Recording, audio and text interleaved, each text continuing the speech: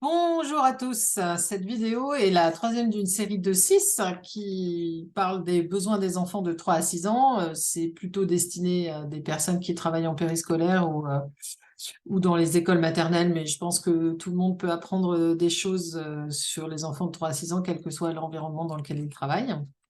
Alors, sur cette vidéo, je vais vous présenter spécifiquement le besoin de structure et le besoin de reconnaissance.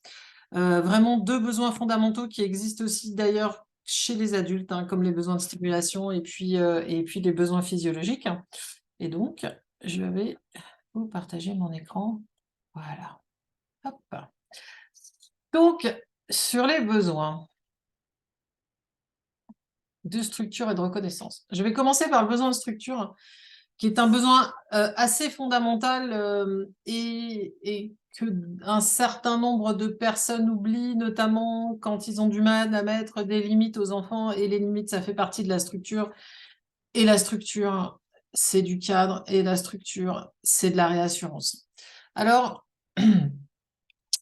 qu'est-ce que c'est le besoin de structure? Le besoin de structure, c'est de vivre dans un environnement qui est prévisible. Tout le monde a besoin de vivre dans un environnement qui est plus ou moins prévisible. L'incertitude, qui est une donnée de l'existence humaine, est relativement difficile à supporter pour les adultes, hein. Il n'y a qu'à voir comment ça s'est passé lors du confinement. On s'est retrouvé enfermé sans savoir combien de temps ça allait durer.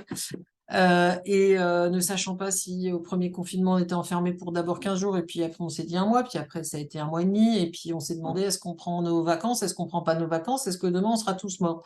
Donc, ça pouvait être quand même relativement anxiogène jusqu'au jour où nous adultes, on a pu être capable de se remettre de la structure à nous, c'est-à-dire s'imposer un cadre.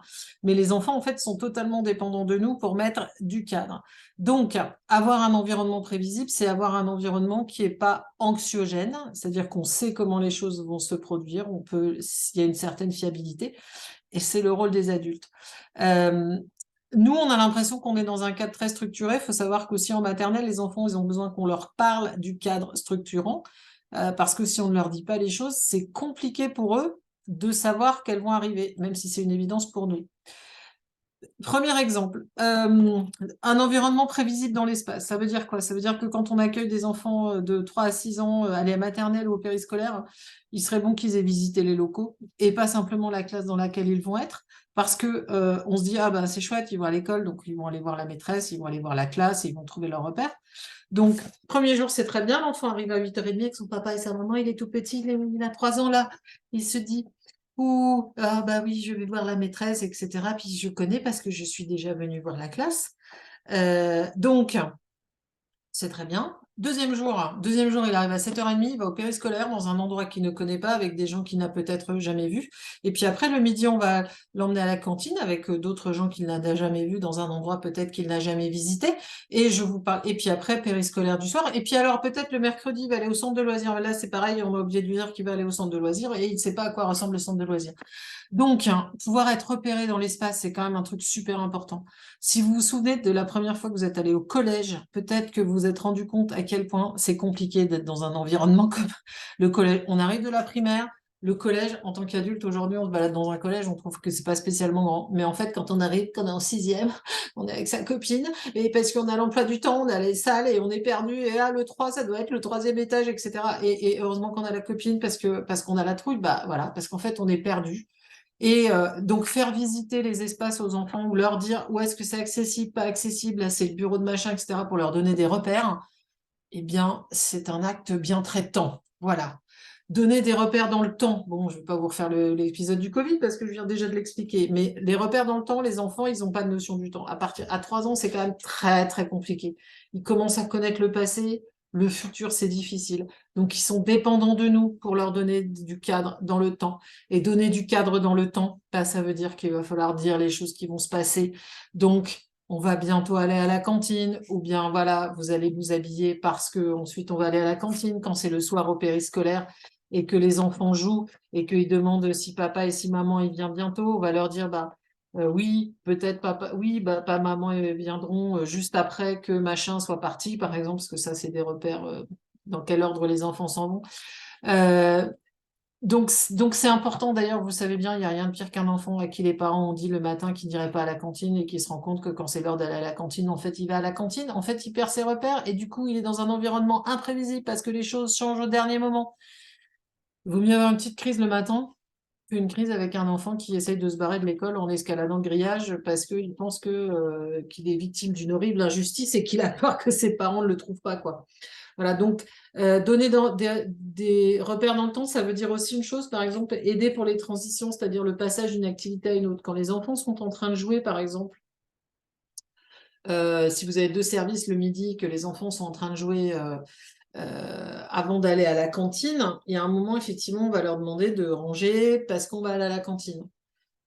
Ça peut être bien de commencer par leur dire finissez vos jeux. Voilà, en fait, on va bientôt partir manger à la cantine, donc finissez vos jeux. Et puis après, 5 minutes plus tard, on peut dire, bah, maintenant on range. Voilà. Parce que si on leur dit maintenant on range, en fait, ils n'ont pas le temps de finir leur jeu.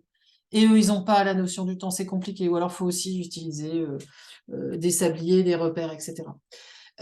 Ils ont besoin d'un environnement prévisible par rapport aux personnes, c'est-à-dire qu'ils puissent identifier qui s'occupe d'eux, qui s'occupe pas d'eux, qui est qui. Voilà. Donc ça peut être sympa s'il pouvait des fois y avoir des petits trombinoscopes avant qu'ils arrivent à l'école, ça serait cool.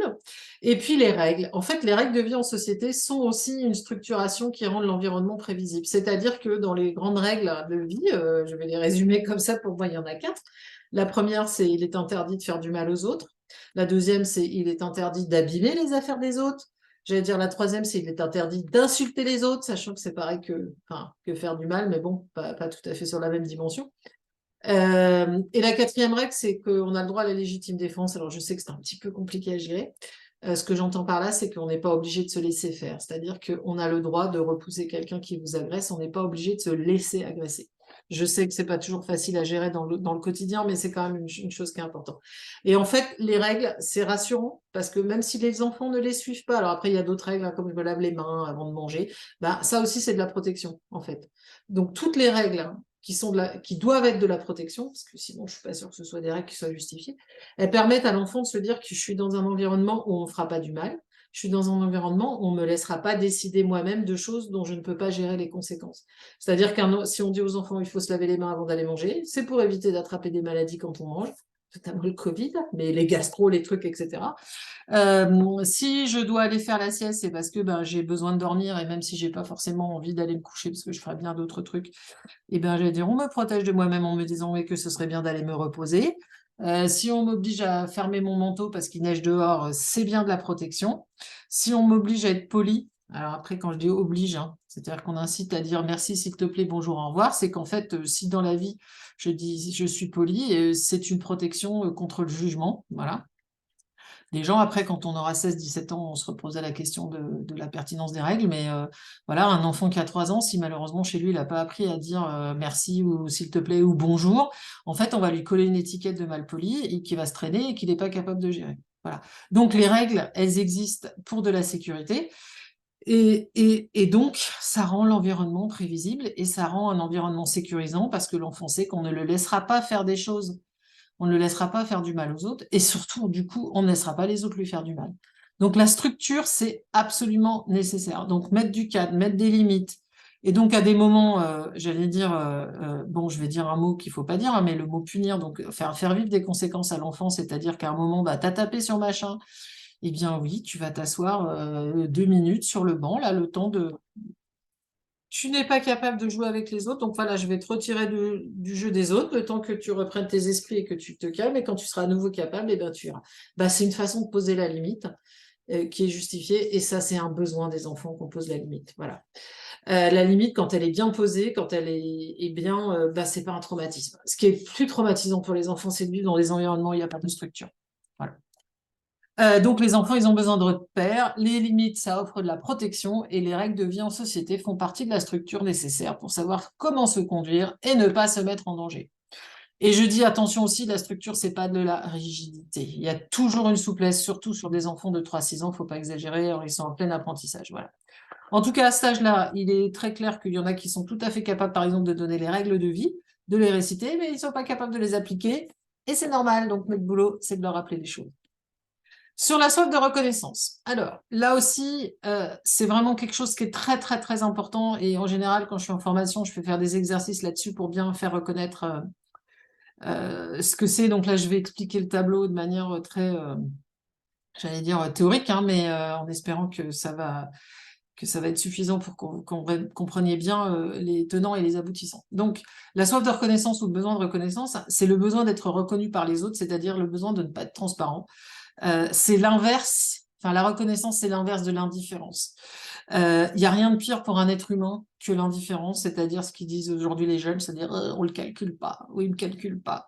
C'est-à-dire je suis transparent en fait, j'existe pas. Et les humains, ils ont besoin de savoir que ils existent. Et en fait, les enfants ont besoin de savoir qu'ils comptent pour nous, adultes. C'est-à-dire qu'ils ont une importance à nos yeux. Le besoin de structure, c'est vraiment je compte sur toi pour assurer ma sécurité, etc. Et la soif de reconnaissance, c'est je compte pour toi. On ne peut pas avoir une autorité bienveillante sur les enfants si les enfants ne savent pas qu'ils comptent pour nous. En fait, s'ils ont l'impression qu'on n'en a rien à faire d'eux, tout ce qu'on pourra leur dire n'aura aucune importance. Et je pense que ça, c'est une expérience que vous avez pu vivre personnellement aussi.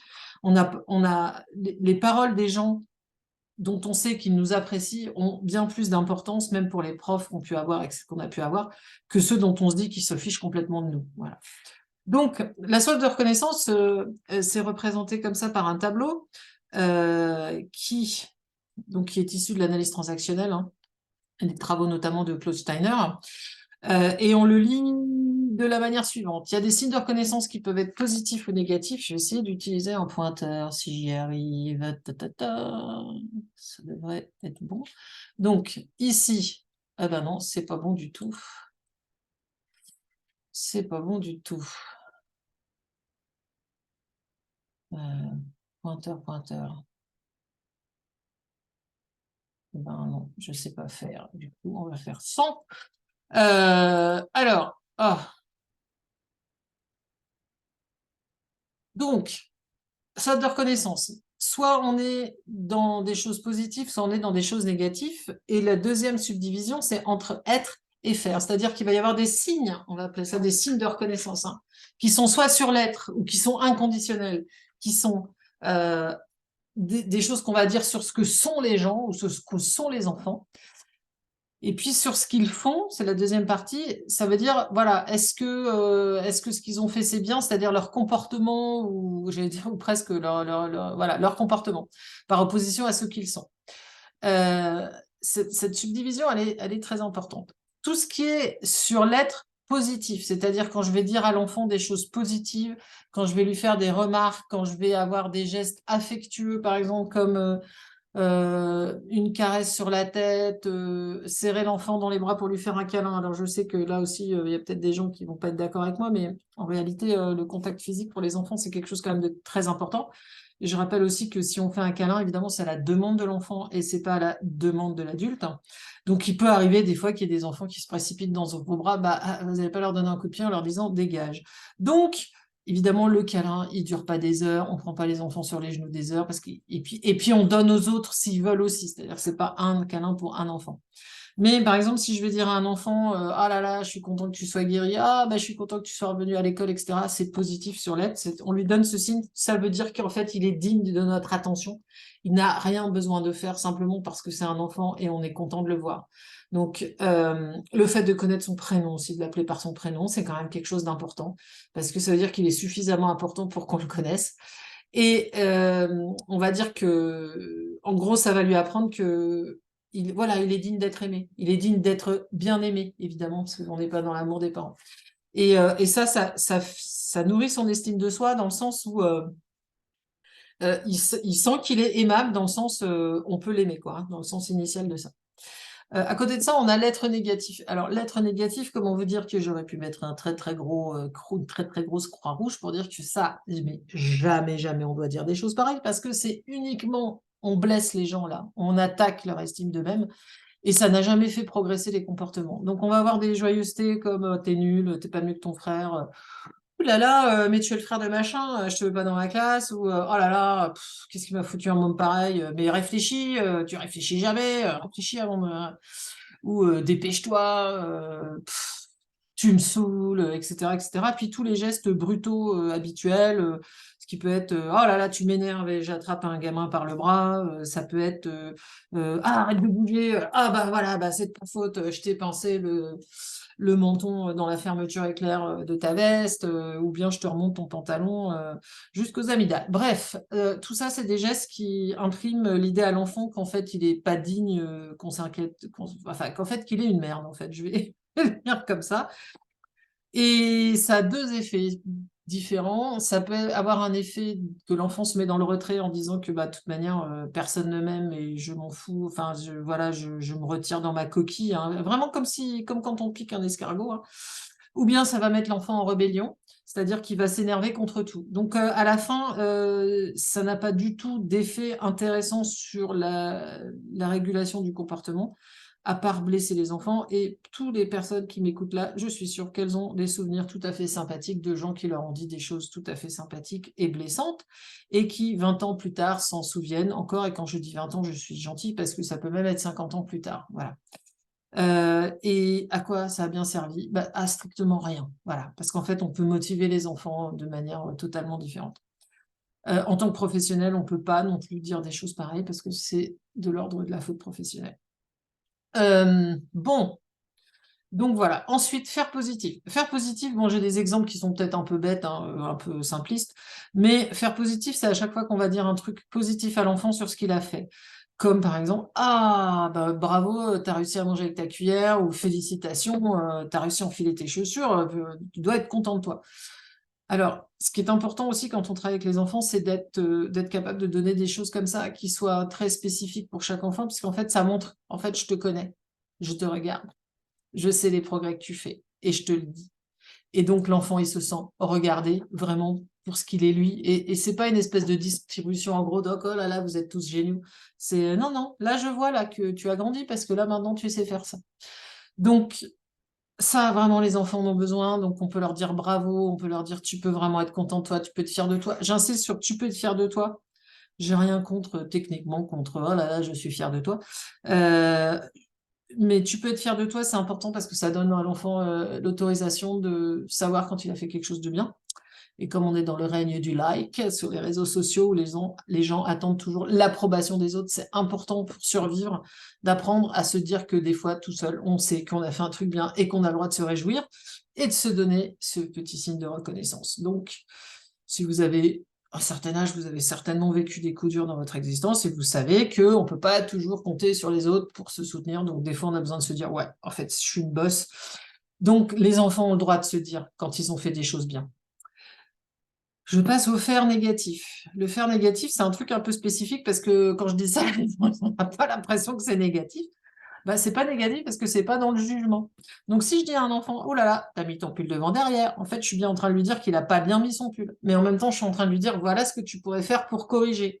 Je te fais remarquer ça. Je te dis pas que t'es une merde et que, oh là là, mais mon Dieu, mais qu'est-ce qui m'a foutu à moi pareil, t'es même pas foutu de mettre ton pull devant, t'es même pas foutu de mettre ton pull correctement. Je suis juste en train de dire, ah, je crois que tu l'as mis devant derrière. Si je dis à un enfant, ah, regarde derrière toi, tu as oublié une petite voiture, ou ah, je crois que là, c'est pas bien rangé, c'est bien une idée que je te dis un truc qui va pas, mais je te le dis de telle manière que tu sais comment corriger. Voilà. Et c'est la même différence si je prends un exemple adulte, si je peux dire, ou pour les enfants plus âgés. Si je suis dans l'être de négatif, par exemple, je peux dire à un gamin, tu es nul en orthographe. Et si je suis dans le faire négatif, je peux dire à un gamin, pense à mettre les S au pluriel. Voilà. Et en fait, ça change tout dans la façon de dire les choses. Quand on doit dire à des enfants qu'on n'est pas content, par exemple, parce qu'ils ont tapé sur un copain ou un truc comme ça, on peut dire oh là là, t'es vraiment violent, ou il y en a marre, là aujourd'hui tu es insupportable. Ou on peut lui dire, dans le faire négatif, là, je suis très fâché de ton comportement, je suis très fâché que tu aies tapé sur machin. Et c'est pas un jugement de l'enfant, c'est un jugement de son comportement. Voilà. Et ça fait toute la différence. Euh, Ça fait toute la différence parce que quand on a dit à un enfant qu'il est ceci ou qu'il est cela, il n'y a pas de possibilité de changer. Si on lui a dit que ce qu'il a fait, ça va pas, alors tout d'un coup, il a la possibilité de changer. Et ça donne confiance en soi. C'est-à-dire que le faire, positif et négatif, donne confiance. Le faire positif, c'est je suis capable. Le faire négatif, c'est je peux apprendre. Voilà. Et si je sais que je peux apprendre, eh ben, j'ai confiance en moi. Voilà. Alors, évidemment, sur les 3-6 ans, on va peut-être pas trop souvent dire des choses faire négatif, Parce qu'en fait, ils apprennent tellement à faire des choses nouvelles qu'il ne faudrait pas non plus en faire trop. C'est-à-dire qu'un enfant qui a réussi à mettre ses bottes pour la première fois, même s'il n'a pas mis le bon pied, du moment qu'il ne risque pas la mort dès qu'il commence à marcher, il est super content d'avoir mis ses chaussures ou ses bottes, ben, on le laisse tranquille. Voilà, c'est comme avec le pull, hein, s'il ne risque pas l'étranglement, on lui fout la paix. Mais après, ce sera important de demander en fait d'avoir une certaine exigence parce que quand on a une certaine exigence, on indique à l'enfant qu'en fait on pense qu'il est capable. Et donc s'il est capable, c'est normal de lui demander. Et ça va lui donner de la fierté aussi, quoi. Ça va pas toujours lui faire plaisir de faire des trucs, mais ça va lui donner de la fierté. Donc, si je résume, soif de reconnaissance, c'est besoin de signes de reconnaissance positifs sur l'être, sur le faire, mais également des signes de reconnaissance négatifs sur le faire. Rien sur l'être. Jamais de jugement de valeur, quoi. Ça ne sert strictement à rien. Donc, les enfants, franchement, ils passent des journées entières à l'école. C'est quand même important. Et au périscolaire, des très longues journées. Ça serait bien qu'ils puissent recevoir des choses positives. Et parce que des fois, je me demande ce qu'ils entendent, les enfants, toute la journée. Est-ce qu'ils entendent des choses positives? Donc, allez-y à la louche, faites-leur du bien. Et ce qui est génial aussi, c'est que quand on commence à parler comme ça, et ben les enfants, ils imitent, voilà. Et après, ils vous font des compliments, ils vous donnent des trucs en échange. Et ça donne une bonne ambiance aussi. Voilà. Mais ça n'empêche pas de dire les choses qui ne vont pas, parce qu'on n'est pas au pays des bisounours et que le recadrage et la structure, le besoin de structure fait qu'il y a des moments, on va dire, quand les comportements ne conviennent pas. Mais on n'est pas dans le jugement, ils sont pas nuls, ils sont pas cons, ils n'ont pas été bercés trop près du mur, ils ont besoin de comprendre que là, je veux que tu marches, je ne veux pas que tu cours, là, je suis pas contente parce que tu as renversé ceci, cela, donc tu peux aller chercher un truc et essuyer, etc. Voilà, j'espère que j'étais assez claire. Et bien, il n'y a plus qu'à. Mais la soif de... Alors oui, c'est la soif de reconnaissance, les adultes aussi, ils en ont besoin, hein. Voilà, donc bah, je vous invite à utiliser un maximum ce que je viens de vous raconter avec les enfants. Et puis, bah, j'espère que ça vous servira dans votre quotidien. Et je vous donne rendez-vous ensuite pour la 4e vidéo. Non, la 5e vidéo sur la socialisation. Merci beaucoup.